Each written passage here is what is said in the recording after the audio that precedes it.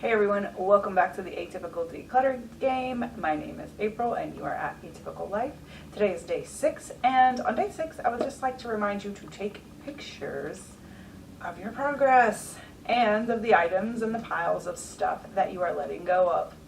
This is fun and it's rewarding and it's proof of the progress.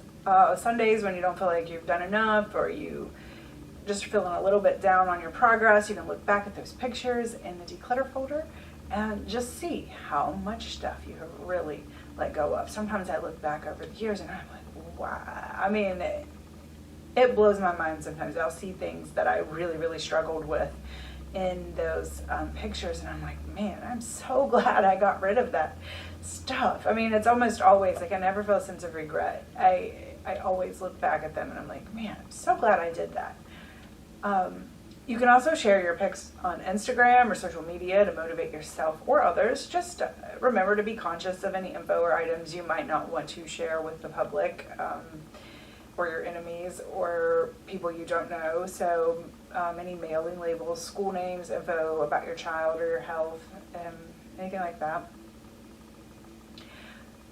Another benefit of the picture is for sentimental items and items that trigger memories for you. So my example is I really struggled decluttering. This was a weird one, but my little boy's shoes, sounds crazy.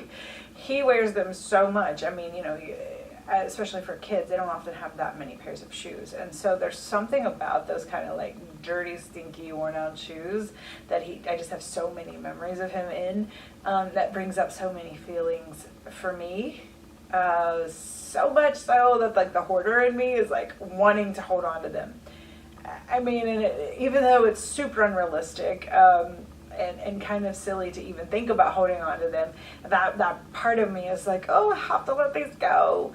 What I realized, if I take a picture of them and I still get to keep that memory and the feeling when I see those pictures, and minus the stinky, dirty space hog of the actual shoes themselves. So I'm able to just say thank you to the shoes and dispose of them or recycle them when appropriate, or even, you know, sell them for consignment when appropriate. So yeah, taking pictures of things has just helped me tremendously, both from the aspect of remembering and from the aspect of motivating. If you have not tried it, you really should. All right, and one last thing would be to make sure you do your before and after pictures. I didn't really focus on that yet, but like if you're doing a closet or a drawer or anything, just try to take one before you start and take one after you're finished, even if you're not completely finished, just so you can see your progress for the day. And it's really cool. Like you might find yourself just flipping back and looking over at that picture throughout the day because you're like, I did that today. Like I made that bit of progress.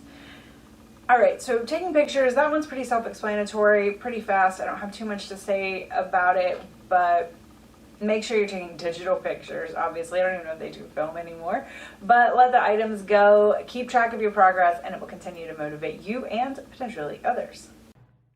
All right, you guys, speaking of shoes, we have a variety of shoes here, some that are gently used, some that were very used.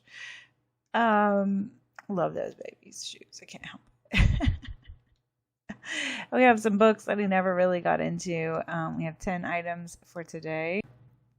And that brings our total up to 58 for the project.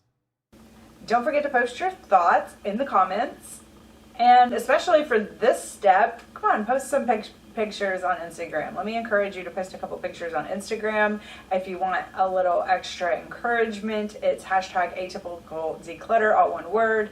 Also share it with your friends if you think they might want to join in, and search if you just want to follow the hashtag Atypical Declutter, all one word. And thanks everyone. I'll see you again tomorrow. Bye.